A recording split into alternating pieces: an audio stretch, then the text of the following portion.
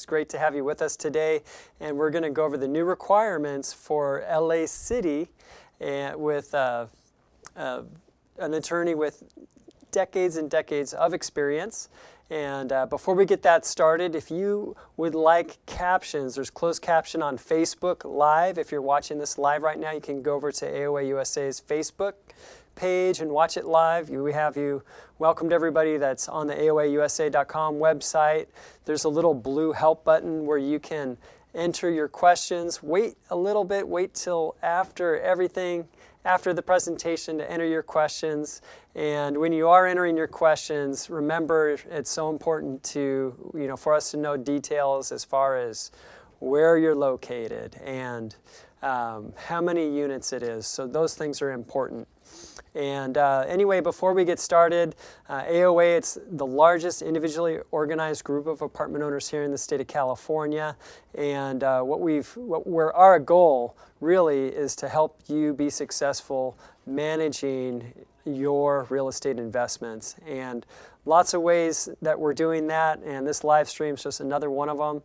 And one thing that I want to update the members on is we have just uploaded tons and tons of new forms. There's a lot of new LA specific forms, LA City specific forms.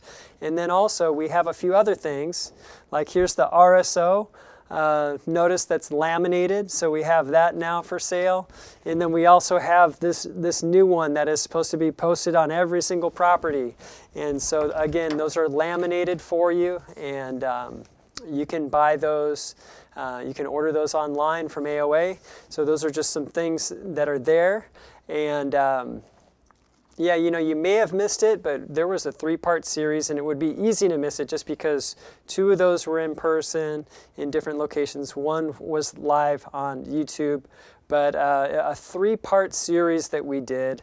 This is an exclusive that we got with the man that set up the LA Systematic Code Enforcement Program. He literally set it up, and he has, again, another guy with decades of experience.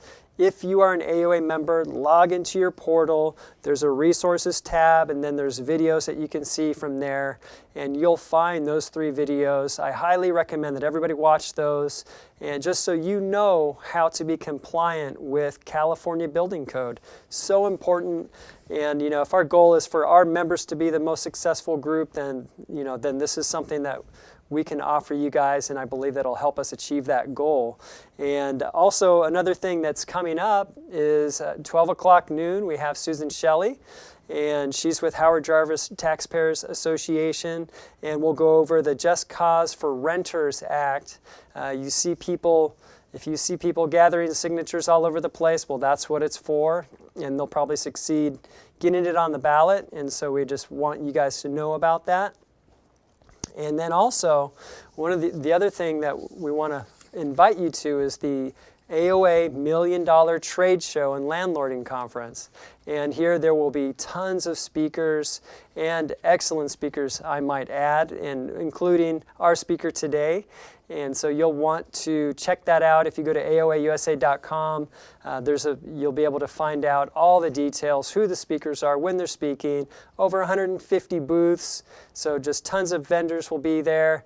And at the last trade show, I think there was like 20 different raffles that went on throughout the day at different vendor booths, and stuff like flat screen TVs and furniture and all kinds of stuff were given away. And anyway, so those are things that we don't want you to miss out on. If you're not an AOA member and you've never been an AOA member, when you come, we will give you a free 6-month membership. So definitely come out for that. And also next week we have an earthquake insurance for rental property, a live stream about that. So you'll want to tune in for that one as well.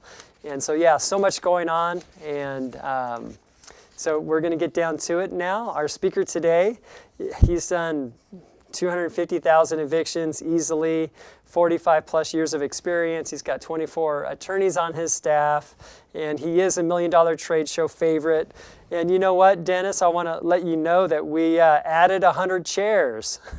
to your set to the seminar area where you speak, because it was standing room only, and upgraded the audio. So it's going to be amazing. We want you to come out. He's the president and founder of Dennis P. Block and Associates. It's my pleasure to introduce to you today Dennis Block.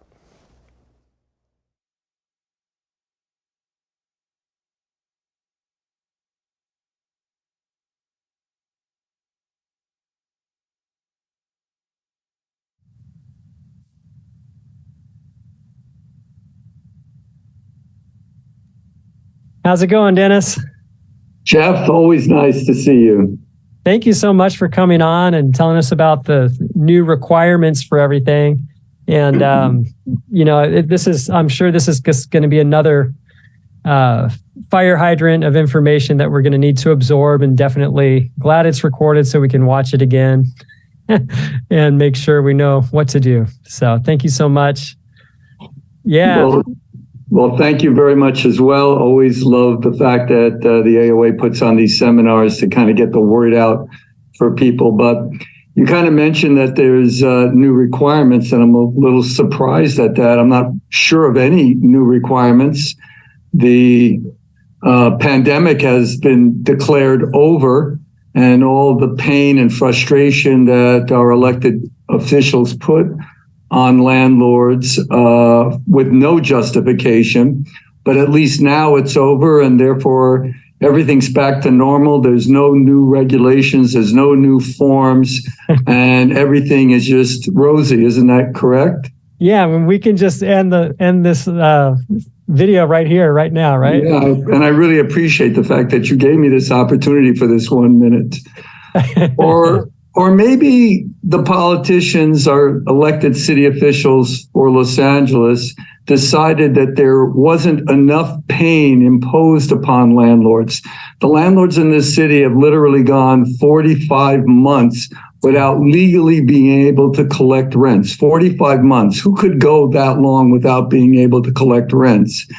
And during that time, their justification was really out of thin air. It's just magically invisible.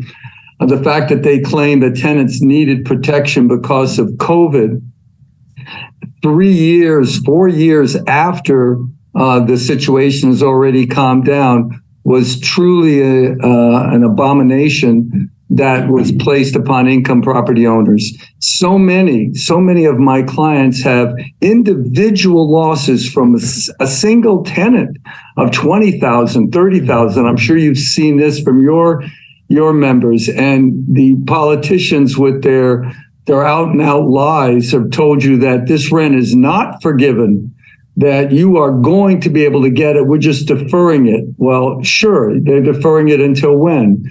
Generally until February 1st of 2024 in the city of Los Angeles. Who really believes that landlords are going to be able to collect rent so long after the event?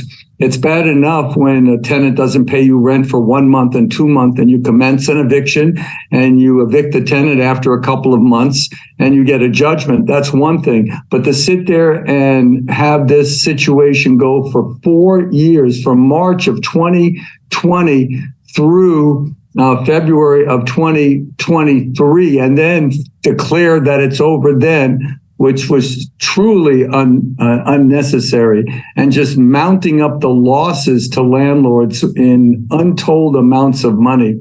And yes, of course, we had the California rent relief program, and some landlords did get some money. I would say less than 50%. Of course, if the tenant didn't participate, then the landlord wouldn't get any money. In some situations, incredulously, the rent relief board gave the money, all this rent money, to the tenant with wonderful instructions. And the instructions were, okay, you got 15 days to give the money over to your landlord. Well, I can tell you nobody did.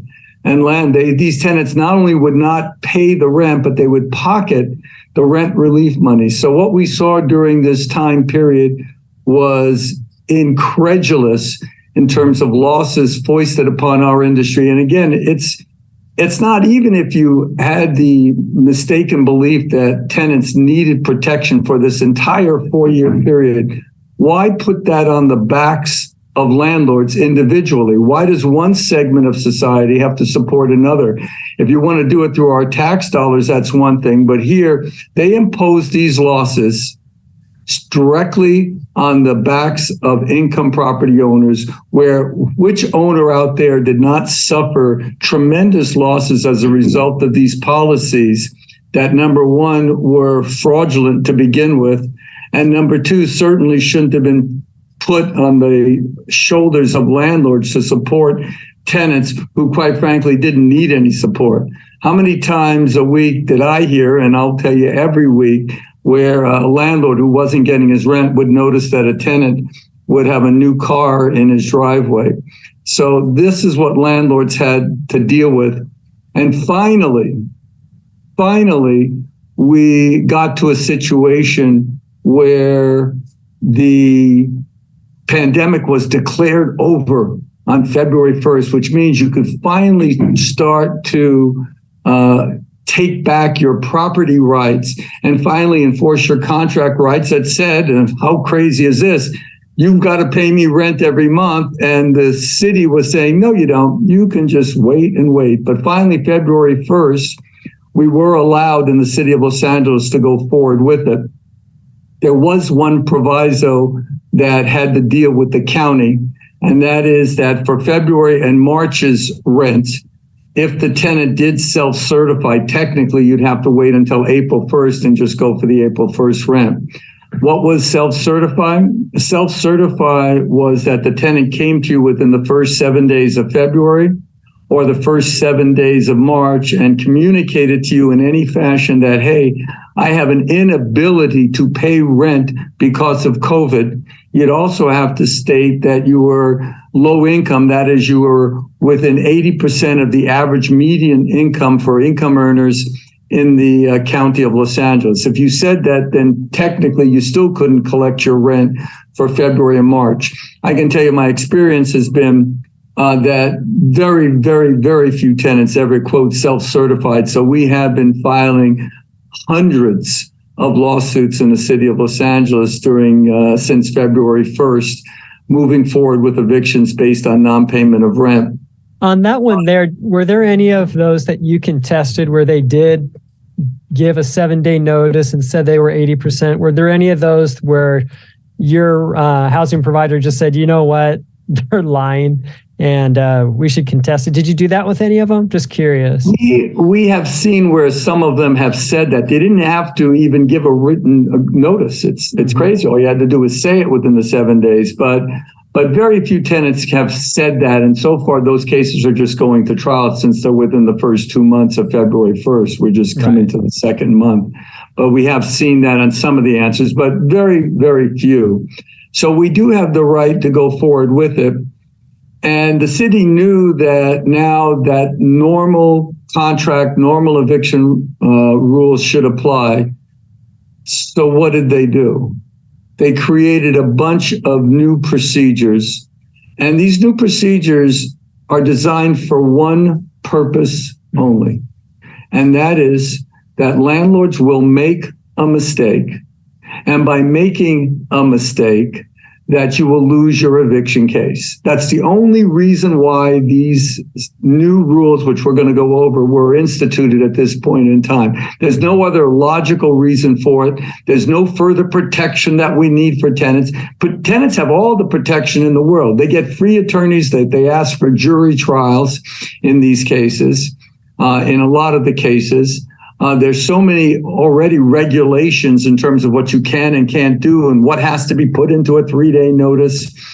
One of the issues, of course, has always been that, and I advise my clients that if your property is subject to LA rent control, the rent stabilization ordinance, RSO, that you do have to register your unit each year, and you do have to send a copy of the registration with the current year on it to your tenants. If you don't do that, and this is old law, this is not new law, then you're going to lose your eviction cases. So if your property is subject to RSO, the rent stabilization ordinance, make sure that you do register your units and make sure that you send a copy of that registration to every one of your tenants. This way, when you start an eviction case for whatever reason, non-payment of rent, unauthorized occupants, etc., then you do have you're not at a disadvantage that you already have a gotcha, as we call it, where they can win the case on a technicality. So let's talk. Now, one of the I'm going to anticipate this question. How do people know if they're under LA City RSO or not? You're under LA City rent control if your property, number one, was built prior to October 1st, 1978. Okay. And also that you have multiple units. So if, for example, it's a single family home, it doesn't really matter when it was built. You're not subject to RSO, the Rent Stabilization Ordinance. If you have a building that was built prior to post October 1st, 1978, after that date, then you're not subject, regardless of what kind of a property you're dealing with, either multiple units, a duplex, condos, etc.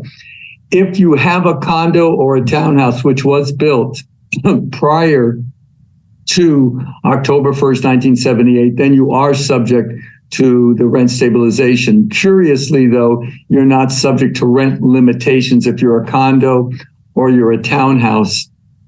You're not subject to rent limitations in that situation, but you are subject to the ordinance, which means you have to register your units, and of course you need good cause to evict. So that's how you know whether you're under the statute or not. But if you have residential property in the city of Los Angeles, there is a new law. There's a bunch of new laws. And I don't care whether you're RSO or you're not RSO. I'm a single family home and it's brand new. These laws all affect you. So what's the first law that the city instituted literally to screw landlords and to make it more difficult to collect? Again, what would be the concept? What would be the motivation? Again, the motivation, which for this rule I'm going to tell you, is just for landlords to either have to wait longer or to lose their eviction cases because they didn't follow this rule. So the first one we're going to talk about is something called the threshold. Threshold. And on the city's own chart, which they call the 2023 Economic Threshold Fair Market Rent Per Bedroom Size. I don't know what I just said, but they didn't even spell on their own form, they didn't even spell threshold correctly. They didn't put in the extra H in it. So what does the threshold mean? Let's pretend that you have a one-bedroom apartment that goes for $1,600 and the tenant doesn't pay April's rent. So on April 4th, which is the first legal day because the 1st is a Saturday, so you're going to have to wait till April 4th to serve your 3-day notice. You serve your 3-day notice and you immediately bring forth an eviction action. You've already lost your case. How is that possible? He didn't pay me April's rent. I filled out this notice. My unit was registered. I did everything. How is it possible? Well, you didn't hit the threshold limit. Mm-hmm. Well, what's the threshold limit? Well, you cannot serve a 3-day notice for a one-bedroom unless you're asking for rent in excess of the threshold limit. The threshold limit for a one-bedroom is $1,747. So since in the example, the rent was only what I think I said, $1,500, you're below the threshold. So since you're below the threshold, you can't serve a 3-day notice. Well, then how do I ever collect my rent? How do I ever proceed forward to protect my property rights? Well, you're going to have to wait for 2 months' rent to be owed, because by May, now they'll owe you 2 months' rent, and that would be $3,000, and that's above the threshold. Why make a law like this? It's nonsensical. So for a one-bedroom, it's $1,747. For a two-bedroom, that's an easy one to remember. It's $2,222 for a two-bedroom. For a three-bedroom, and trust me, I'm cheating and looking at my notes here. For a three-bedroom, it's $3,170. Excuse me. For a three-bedroom, it's $2,888. For a four-bedroom, it's $3,170. So let's go over that again. For a one-bedroom, the threshold amount is $1,747. For a 2-bedroom, 2222. For a 3-bedroom, 2888. And finally, for a 4-bedroom, 3170. This makes no difference whether you're talking about a single-family home, a condo, a 40-unit apartment building built before October 1st, 1978, or built after October 1st. This is for any residential unit. Now, I know what you're thinking, Jeff. What about singles, where there is no bedroom? Well, for a single, it's $1,534. So, and this is their published thing for a single 1, 2, 3, and 4, you have to be above the threshold amount, which means that if it's below, then you've got to wait 2 months. So I guess the city is rewarding landlords who charged above the fair market value for their tenancy. You know, you think you'd be rewarded. Hey, Mr. City Council, I'm a nice guy. I charge below the rent. I'm not trying to gouge my tenant, which of course doesn't exist. I'm below the limit. Well, if you are below the fair market value that I just quoted, that means you're penalized.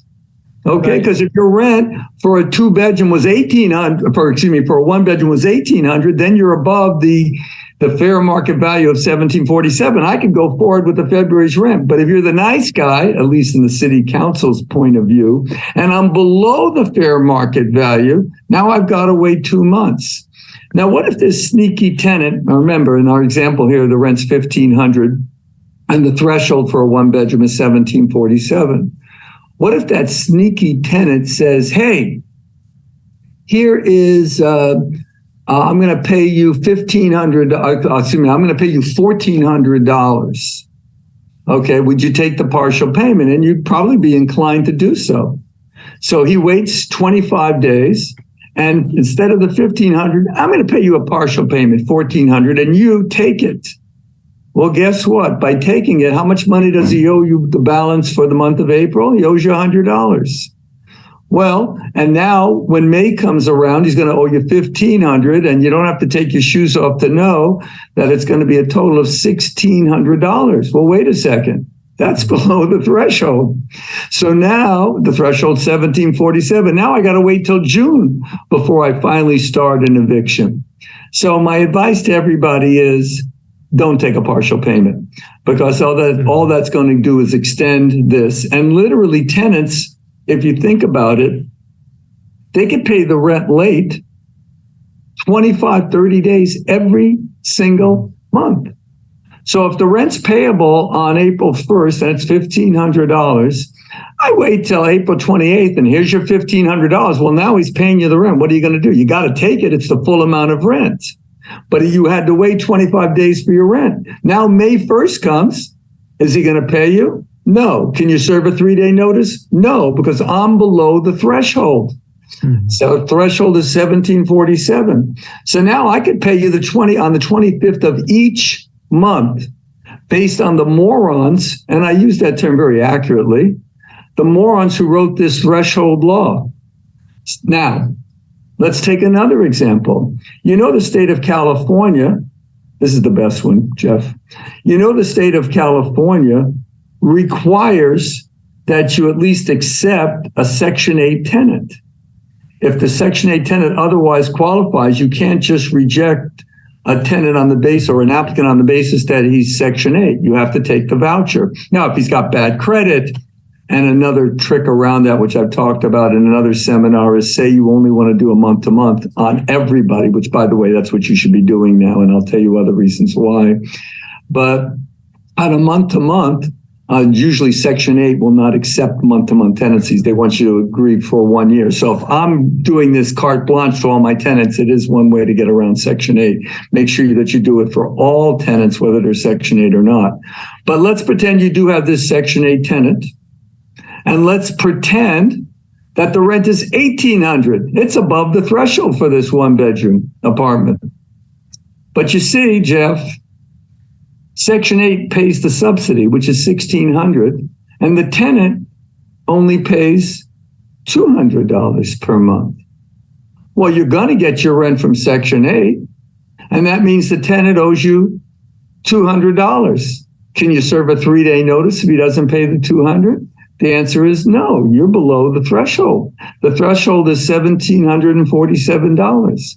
So when do I get my rent?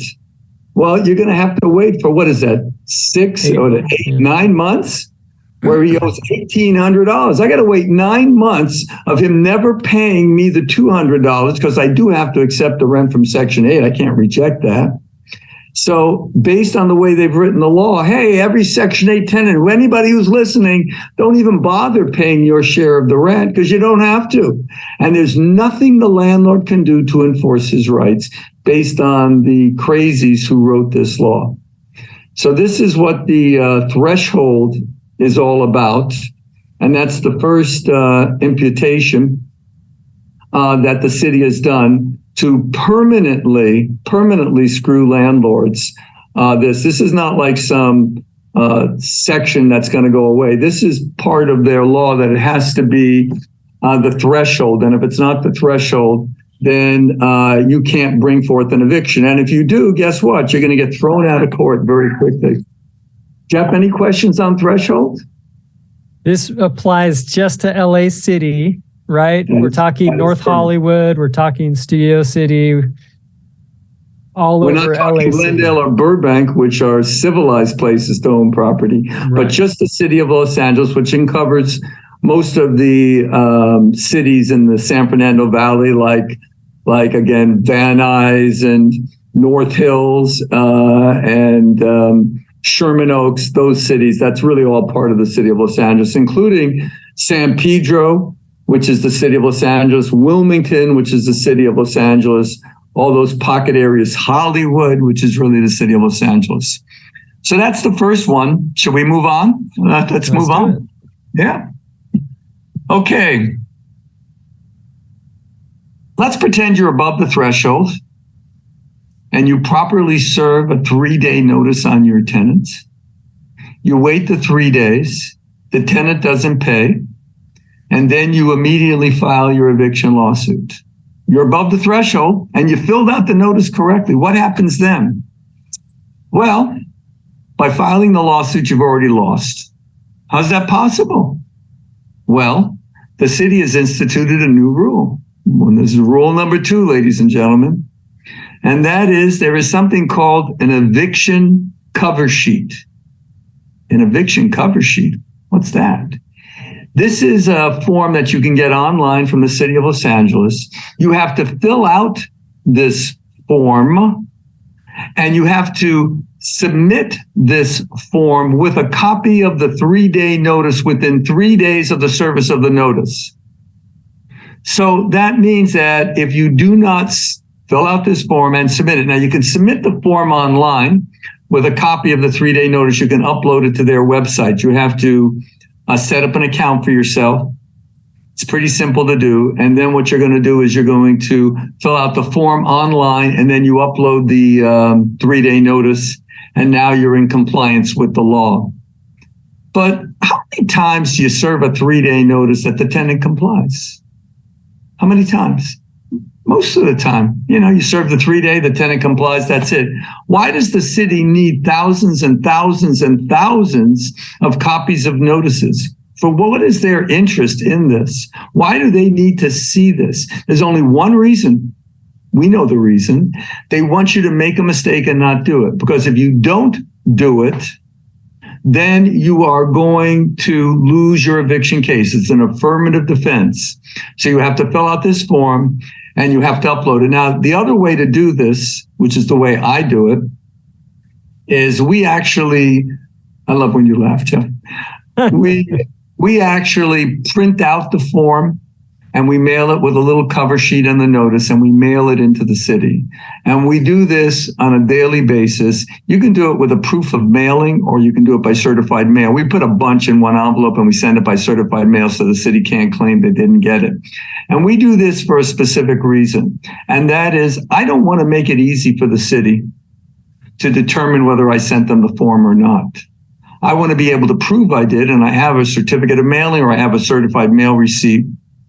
So I can prove I sent it. But I don't want to do the city's work. If the city wants to institute this insane law where they want to get thousands and they want you to do the work by filling out this form online and submitting it, they don't even have to look at it. All they have to do is do a search on your address or a search on your name. Oh, yes, he submitted it or not. So our firm has been sending dozens and dozens and dozens of these forms on a daily basis to the city and let them figure out whether I let them have to sit there and go through the trouble of filling this out. And I'm encouraging everybody, as long as you do it with a proof of mailing, or you do it by certified mail. If you are going to do this, I'm encouraging my clients and anybody who's doing this, make the city work, make the city see how silly their policy is, and let them have to put on more staff to deal with this, because to sit there and do the work for them so that they can immediately check to see whether you've done it or not is a whole nother story.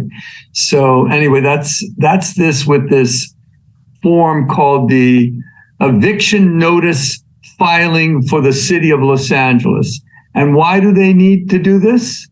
What's their motivation? And the answer is very simple: for you to lose your eviction case. Now, it doesn't just go for non-payment of rent cases. It goes for any type of notice that you are serving on your tenant to terminate the tenancy.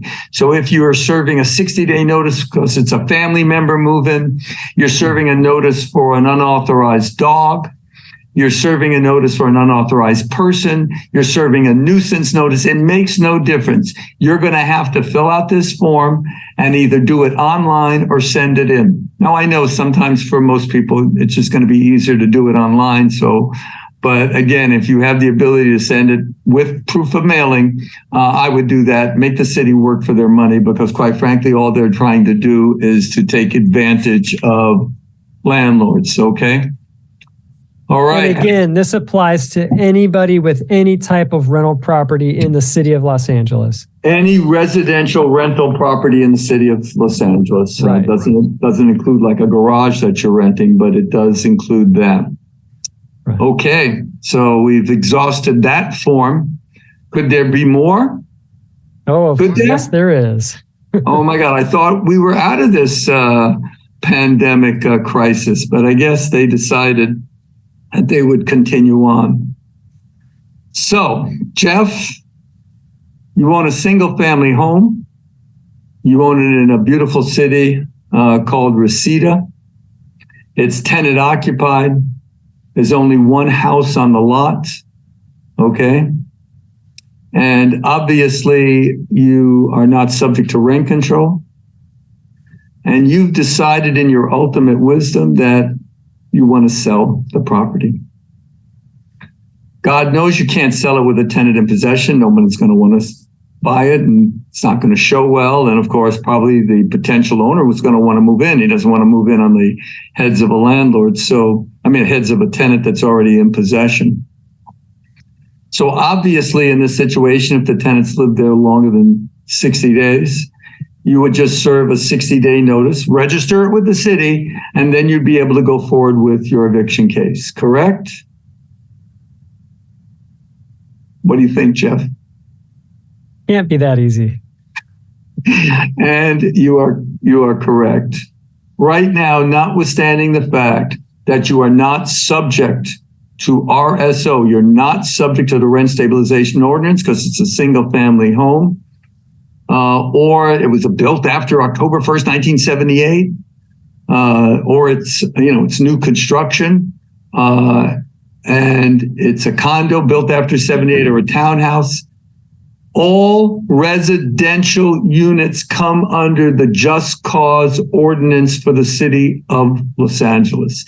You now have to have good cause to evict, even if you're not subject to rent stabilization, the RSO. You're now subject to the just cause ordinance, the JCO. Too many letters there. I got the RSO, now I got the JCO. I mean, how do you know all this stuff? But that's what you're now going to be subject to. So, Jeff, you want to sell the place. You got a tenant in possession. It's even a new house just built. It's a single family home and it's just built. I'm even after 1978. Can I serve that notice? Well, you need just cause. Well, is that just cause that I want to sell my own property? Please, Mr. Tenant, you're on a month-to-month tenancy. If you wanted to leave, all you'd have to do is serve me a 30. I got to serve you a 60. Is that a good reason to evict? And the answer is no. that is not good cause to evict. You cannot evict a tenant. This is called a no-fault eviction for the fact that you want to sell the property, or how about this one, that the lease expired. I have this lease. It's a year's lease, and it's over as of April 1st, 2023, next month. And Mr. Tenant, I'm proud to tell you, I don't want you there anymore. So your lease is over. I'm not renewing. Leave. Under the just cause ordinance for the city of Los Angeles, that is not a right anymore. So you have no right to tell a tenant, I'm not extending the lease. You have no right to tell the tenant, I was on a month-to-month tenancy. I am sorry. I'm selling the property. I'm getting out of Dodge. I'm going to move to a state that it honors property rights as opposed to this uncivilized area where we live. You cannot do it. Under the just cause eviction, you can evict on no fault reasons for an owner move-in or a close family member move-in. If it's a single family home and you want your close family member to move in or yourself, you now have to pay relocation. What? I got to pay relocation? I never had to pay it before. Well, now you do. For a single family home, you'll have to pay 1 month's rent. If your building was brand new, but it's apartments, but you wanted to, so you're not subject to RSO, but now you're subject to the just cause, you're going to now, even to have a family member move into that apartment, you're going to have to pay relocation. Relocation is anywhere from $8,850 going up to a maximum of $22,950. This was a property that wasn't under rent control. And last year, if you wanted, well, prior to the pandemic, if you wanted a tenant to move and you weren't under the rent stabilization ordinance, this is a new building. I'm not subject. I could raise my rents, which is true, but you didn't have to pay relocation. There was no such thing as a no-fault eviction did not require reasons. So right now, a no-fault eviction does require reasons, and the reasons can be that for a no-fault, that you want to have a close family member move in, a resident manager to comply with a governmental order, or to demolish it like an Ellis Act eviction, which we've been doing so many of these days, because during the pandemic, we couldn't do the Ellis Act eviction. We had so many of our clients who had bought property with the thought process that I'm going to redevelop this, I'm going to make a bunch more units here. And they bought the property, and then the pandemic hit, and all Ellis Act evictions, permanent removal from rental housing use, which is the Ellis Act evictions, were taken off the table. It's now wide open, and we've been doing tons of Ellis Act evictions now. Of course, we have to pay relocation money, but that's considered a no-fault eviction. So all of these now are put under the auspices of a no-fault eviction where relocation money is required. On a single-family home, they did give the landlord one small bone, and that is if you want to put in a close family member is your grandparents, your parents, yourself, your spouse, your children, or your grandchildren, not your brother. Then for a single-family home, the relocation is only 1 month's rent. So not terrible. Right. But again, you have no right to just say, leave, I'm selling the property and I want you guys out. You know, one thing just that I think is really, that makes this thing confusing for a lot of people is that they use the word just cause. Because just cause applies, there's 15 different things that it applies to, and 4 of them are no fault. Right. And 11 of them are for fault, like a breach of contract, they didn't pay rent or something.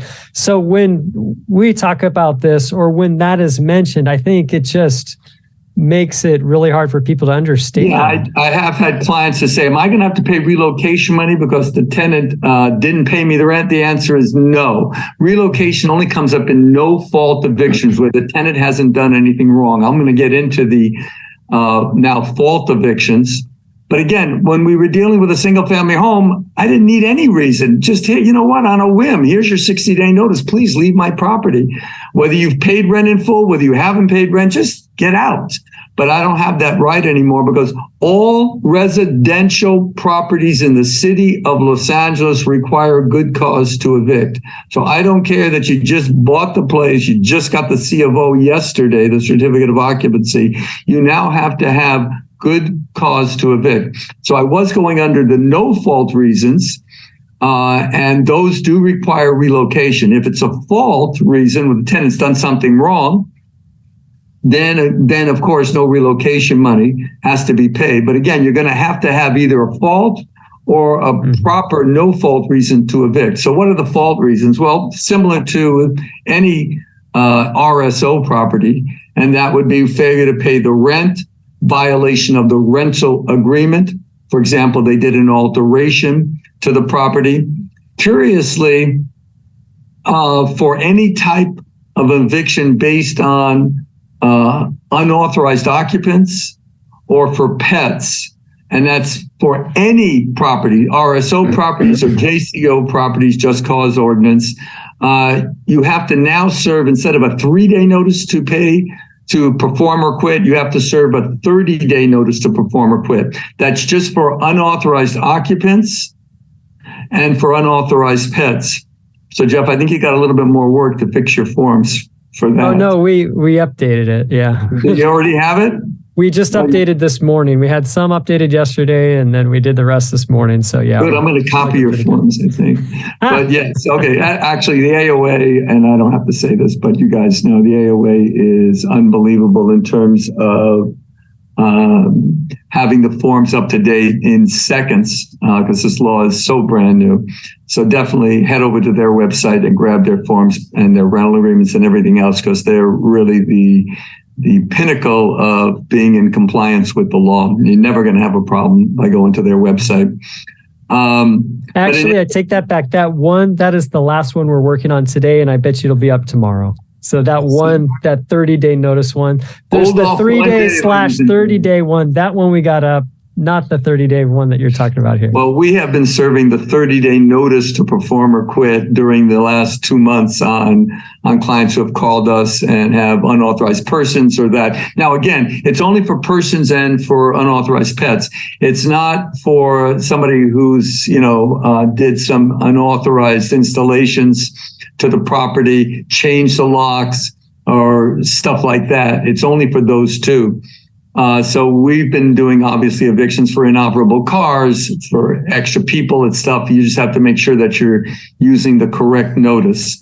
So this is now the just cause eviction, which now has brought in for all residential units in the city of Los Angeles. By the way, in the past, I would have told you that if you had an apartment building in the city of Los Angeles that was built in 1980. So therefore, you would not be under the rent stabilization ordinance, and they didn't have the just cause, but you would be under the statewide rent control, AB 1482. And I was always telling everybody, hey, here's an easy way to get around statewide rent control. Just if your 10% rent increase, which is what you can do now, is not making you feel warm and fuzzy, just do a renovation eviction. So by doing a renovation eviction, which is pretty simple, you can ask the tenant to move, you do the renovation, and now you can charge market rent. But you see now those buildings are under just cause eviction. And guess what, Jeff? Do they allow a just cause eviction based on renovation? And the answer is no. There is no just cause eviction for renovation. That does not exist. Once again, the no fault evictions are only for owner occupancy or family member occupancy, a resident manager, compliance with a governmental agency, permanent removal. Those are the basic reasons that you can use to have a tenant vacate, but it's not that renovation. So all those people who are chomping at the bit for the for February 1, or actually was with the county, it would have been April 1 coming up in a few days, you would have to wait to that date before doing a renovation. That's now out the window, ladies and gentlemen. And again, this is for LA City, not for state. It's not the properties that are under AB 1482 that are not in the city of LA. Correct. Now, in case you don't know, and this has always been the law for RSO properties, but you're going to have to fill out the same forms for a family member move-in. If you want to have a tenant move out for a family member, there's an application process that you have to go through with the city. That's now the same application process for non-RSO properties, but are now subject to the just cause eviction. If it's for a family member move-in, it's only 1 month's rent. But if it's not a family member move-in, it's for one of those other no-fault evictions. Again, you're looking at anywhere from $8,850 up to a total of $22,950 based on whether you're handicapped, over 62, children, et cetera, and how long you've lived in the unit. Okay, what about rent increases for non-RSO properties? Can we do that? And the answer is yes. So if I have a single family home, I can raise the rent to market level. If I have a property that was built after 1978, an apartment house, I can raise that rent. But of course, we do have to keep in mind that for an apartment building that was, let's say, built in 1980, so while the city doesn't care that I raise the rent to market value, there's somebody else who cares, and that would be our wonderful Governor Newsom, who instituted statewide rent control. So under statewide rent control, you are entitled to a 10% rent increase. And by doing a 10% rent increase, that would be under the state law that you'd have to comply with. So even though the city doesn't care, now we have to deal with the state law with regard to that. I do want to circle back that for the city and the just cause eviction, there's one proviso that I forgot to mention, and that is that you do not need just cause evictions for tenancies that are less than 6 months. So you kind of get a buy. So if I have that a brand new building, or it's a single family home, and the guy's only been there for 4 months, and I just don't want him there anymore, I can see the writing on the wall, then you definitely have the right to serve a 30-day notice and get the hell out of Dodge, get out of my property, okay?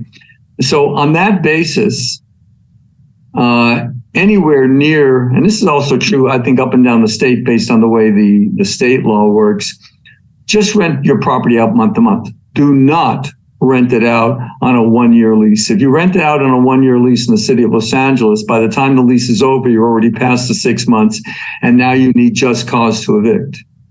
So just rent it out month to month. The tenant will show his true colors usually within the first 4 or 5 months of whether he's a good guy or a bad guy, and you can terminate that tenancy in the city of Los Angeles. So that's certainly a hint that I'm going to tell everybody is do not rent out on a 1-year lease anymore. You just can't do it. On a statewide rent control, if you're renting out for 1 year or more, then you have to deal with the just cause eviction if you're subject to the statewide rent control. So, and I would say in that situation, just rent it out on a 6 month, but now just easier, just rent out month to month. The reality is if a tenant leaves after 4 or 5, 6 months, are you going to chase him for his money? And the answer is probably not.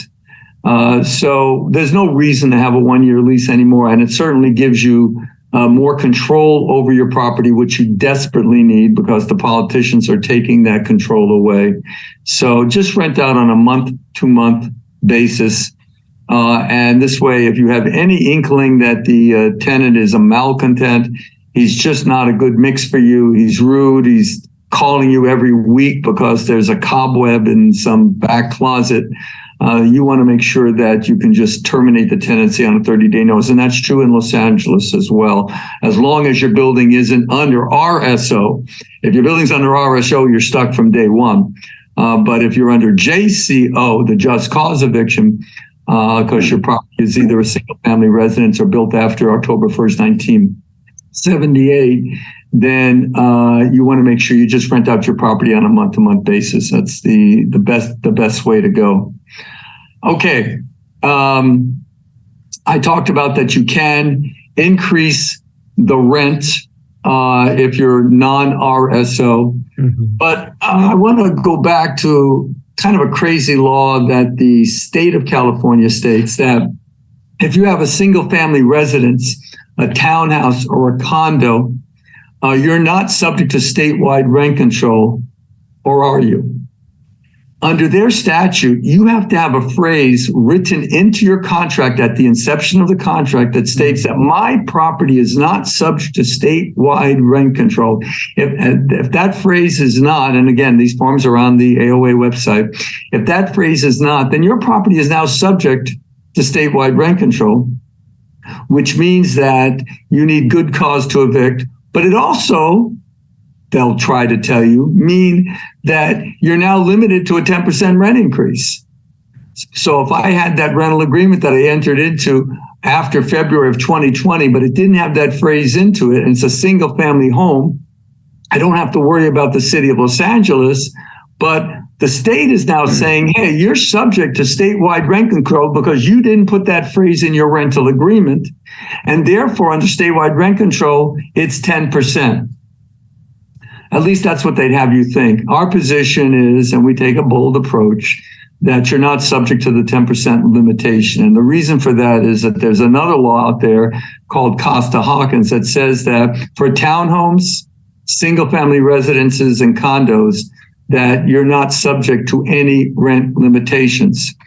And the way the law is written, it says, notwithstanding any other law, you are not subject to rent limitations for condos, townhouses, or single-family residence.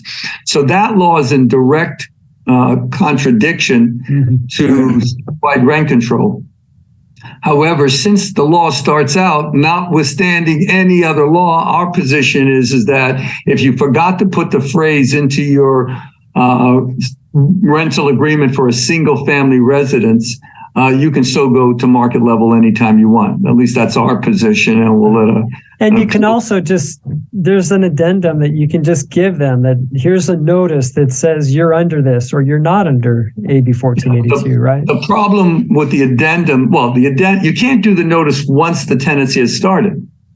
So unless you can get them to sign it, you can do a notice your property is not under rent control, but technically it had to be in from the inception of the tenancy for any tenancy that started from February of 2020 forward in time. Otherwise, you're out of luck. But I don't think you're out of luck. While you're subject to good cause, I don't think you're out of luck with regard to rent limitations because of Costa-Hawkins. And guess what? Guess what the state legislature is negotiating right now, and that is to get rid of Costa-Hawkins. So, hey, Dennis, guess what we're doing at 12 o'clock? We have another live stream, and it's talking exactly about that, the Tenant Justice for Tenants Act. And we're going to have Susan Shelley on. I don't know if you know who Well, I can't do it for you. I'm sorry. I've done this one. Yeah. It's enough today. No, I know. Susan's great. So you should have a great seminar. Stick around for that, ladies and gentlemen. Okay. Let's move on. Could there be more? Could there? Of course there is. Okay, so I know I have a single family home under the city of Los Angeles. I know I'm not subject to RSO, but I'm subject to their good cause to evict.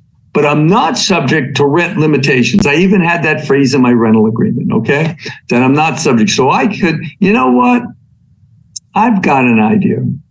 I want my tenant to move because I want to sell the place. But if I'm not going to sell the place, then at least I want to get a bunch more rent. So I have the right to raise the rent to market level. If I go above 10%, I have to serve a 90-day notice. If it's 10% or less, it's that. And you know what? If the tenant doesn't want to pay really what the average rent is for this type of a property, and even though I'm going up $4,000 or $5,000 per month, because the rent was only $2,000 and I could really get $5,000 for it, then you know what, Mr. Tenant, you don't like it? Leave. And if you do leave, of course, now I can finally sell my property, which is what I wanted to do. But if I can't, then at least I want to get at least market rent And I've checked out other rentals in the area, and that this kind of a unit should go for $5,000. You're only paying me $2,000. So the city instituted another rule. It's called, you can't even make this stuff up, right? It's called economic displacement. What? Economic displacement. So what does that mean?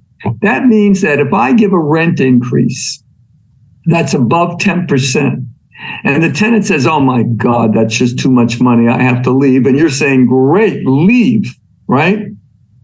Well, you're going to have to pay the tenant relocation money. You got to be kidding me.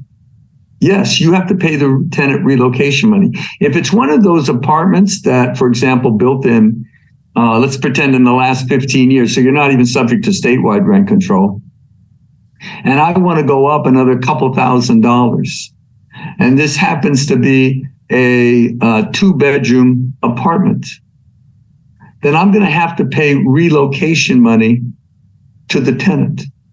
The relocation money for a 2-bedroom apartment is that same fair market rental value. It's $2,222. If it's a 3-bedroom, I'm going to have to pay him relocation money $28.88. And if it's a 3-bedroom, it's $31.70.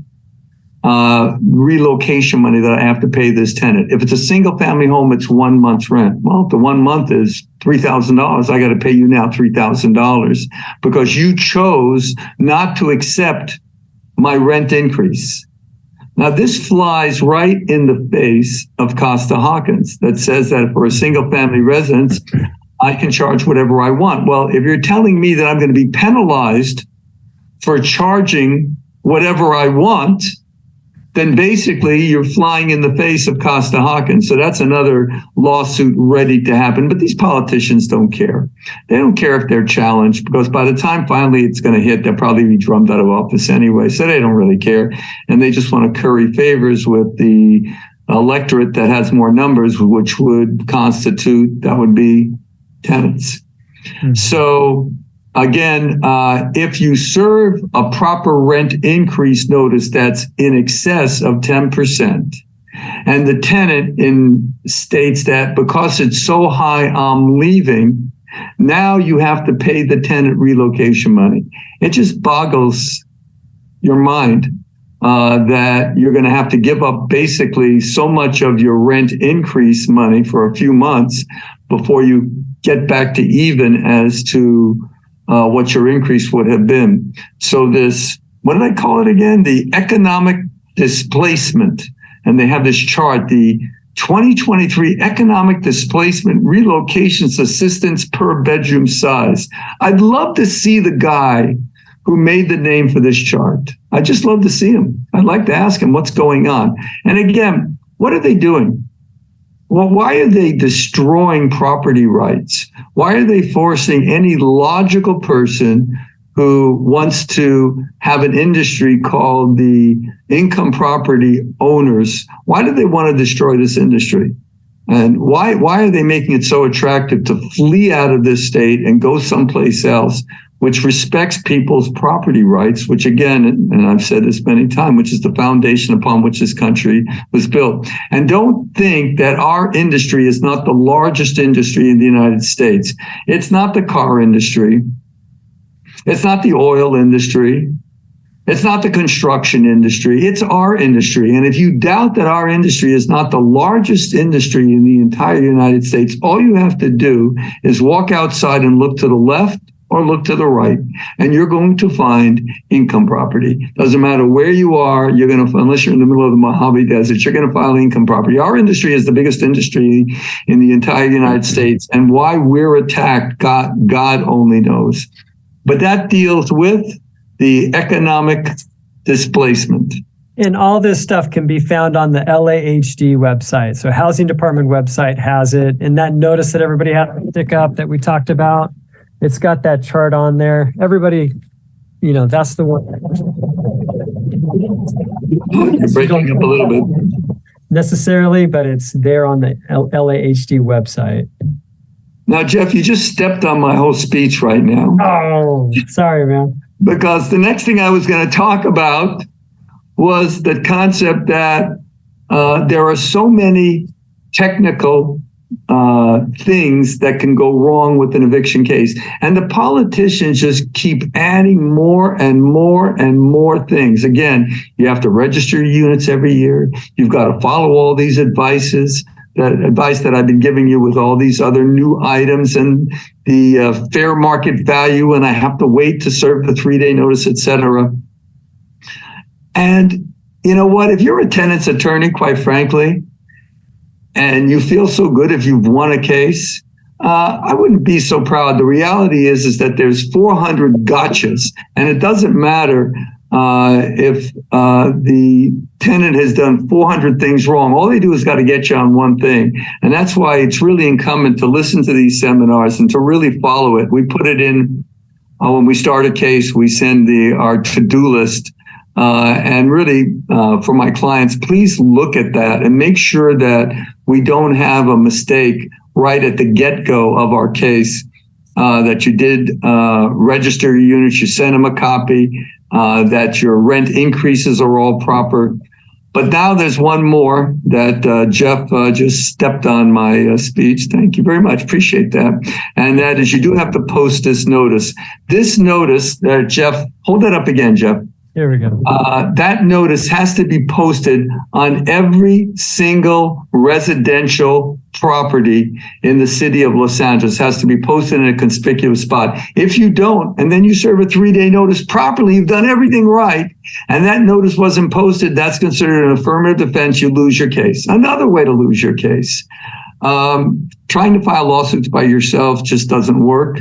Hiring an attorney that deals with personal injury just doesn't work because no one's going to know this. I don't know anything about personal injury cases. You have to talk to my son, who started his firm Block LLP. I'll give him a little plug if you have a personal injury. But for our stuff, unless you live with this, how often do these laws change? They don't even change, week to week or day to day. They're changing hour to hour. So if you don't have that form up on the conspicuous spot on your property, and that's for every single residential unit, you are not in compliance with the law and you can lose your eviction case. So here, Jeff, here's the scenario I want to give you. You have a beautiful single family home in Brentwood. Mm-hmm. You're renting it out for $35,000 a month. You have quality tenants that are CEO of this company, and they're bringing in their guests, right? And of course, he wants to impress them with this marvelous mansion that he's renting out, right? Actually, I had a friend who just bought Vin Scully's house in Hidden Hills, a beautiful place. But he owns it, though. But let's pretend you're renting it, okay? You have to have this notice posted. Yeah. Right there. I would post it right on the front door of the property. Right on the front door, you morons from the city of Los Angeles. Can you picture this? I have to have that notice posted on the front door of this $35,000 house, this beautiful mansion that I'm renting, because it has to be posted in a conspicuous spot. And I've got to listen to you, Mr. City Council. So this notice has to be posted, because if you don't post it, number one, you're not in compliance with the law. Oh my God. And if you go forward with an eviction action, then you will lose your case because the notice wasn't posted. These laws, again, are designed for one purpose and one purpose only. Now, in practicality, though, you could post it in the garage. Would that be okay? Post it next to the Tesla charging station? Maybe. Well, is that a conspicuous spot? No, you have to post it on the front door. I want to post it right in the middle of the front door, or maybe by where the cabana is, where the pool is, so that everybody who's swimming during the swim up pool party has to read this notice that's posted there. But this is the insanity that we're dealing with. And are they insane, or is it that we have a mark in the middle of our foreheads where they're taking aim at anybody who happens to call themselves an income property owner? So that's the new rules that have been associated with the city of Los Angeles. Again, I'm not talking about civilized cities like Burbank, where I'm sitting right now. But if you're in Reseda, or Woodland Hills, any of these cities or the city of Los Angeles, you have to comply with these rules. So if you guys have any questions, of course, you can always call our office or the association. I'm sure my number is being displayed at 1-800-77-EVICT. Call up. We even have a callback feature that you don't have to wait and you'll get a call back on it.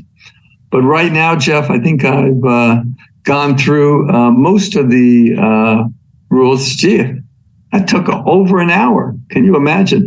Let's open it up to some questions. I'm sure there's a few there. And we'll go for another 15 minutes or so with questions. Yeah, that sounds great.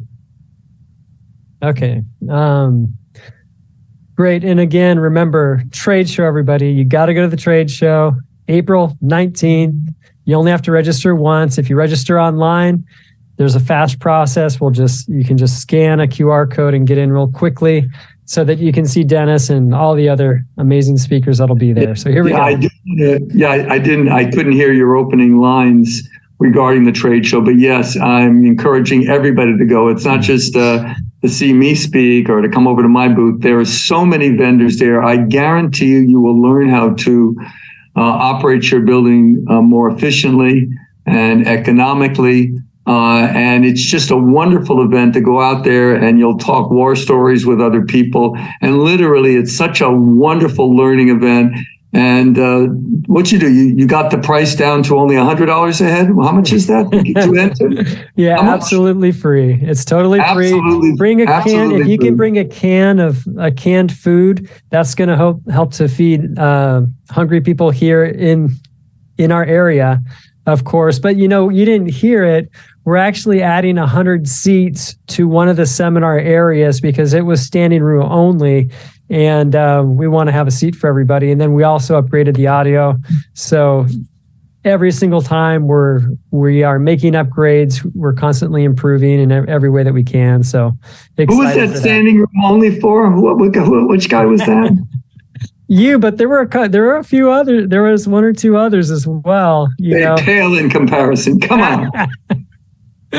Right. So come out and see it, guys. I've got a great handout. It was just electric. It was amazing time we had in Long Beach last time.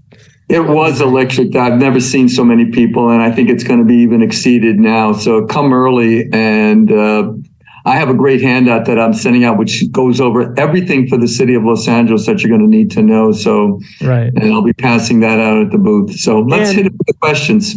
Right. Okay, here we go. So Tara, Los Angeles RSO apartment building, 5 units. RSO tenants would like to change to Section 8. Do I have to accept this change? Technically, you do. Unless you're not in conformity with what Section 8 is imposing upon you, but you can't just say, I don't want to take a Section 8 tenant. But again, and I heard this from one of the attendees at one of the seminars, that Section 8 will not accept a tenancy unless you make it a 1-year lease. And your position is, I'm just doing this month to month. So it's one way to get around it. But technically, you do, or maybe they're not going to offer you the rent that you want to get paid, then you don't have to do it. But otherwise, you're going to have to accept it. And since the tenant's already your tenant, you're not going to be able to reject them on income standards. And that'll be an opportunity for her to get a whole new lease, right? Yes. Mm-hmm. Great.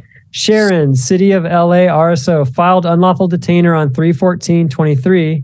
Coincidentally, the LA Housing Department has scheduled an inspection for April 5th, 2023. Should I reschedule? I don't think there's any reason to reschedule. The reality is that when you served your 3-day notice, was there something wrong with your building? Did your tenant give you notice that, hey, this needs to be fixed? Anything that occurs after, when we see the tenants, after they start the lawsuit, they call the health department, oh, this is wrong, this is wrong. Well, of course, the landlord's not psychic. He was never told this. But anything that a tenant tries to bring in that occurred after the service of the 3-day notice is irrelevant. And any attorney worth his salt would be able to exclude that evidence. And Sharon, just watch, again, there's those 3 videos, totally exclusive. The guy that set up systematic code enforcement program here in LA did we have 3 different videos in the member portal only. And he is only doing that with AOA. watch it just so you know what you do need to have in place, because stuff like that happens. Okay. Marion, City of LA, am I able to evict a Section 8 tenant for breaches of the lease agreement? And the answer is, of course, it would depend upon the breach. There is a catch-all. This is even under the state law that it has to be a substantial breach. Let's pretend that it says no storing of personal property in the common areas, and the person puts out one potted plant. No judge is going to evict on that basis because it's just not substantial. But if it is a substantial breach, then yes, of course, whether it's Section 8 or non-Section 8. Again, if you're doing it based on, in the city of Los Angeles, based on unauthorized occupants or on an unauthorized dog, if that's what the breach is, you're going to need to serve a 30-day notice to perform or quit.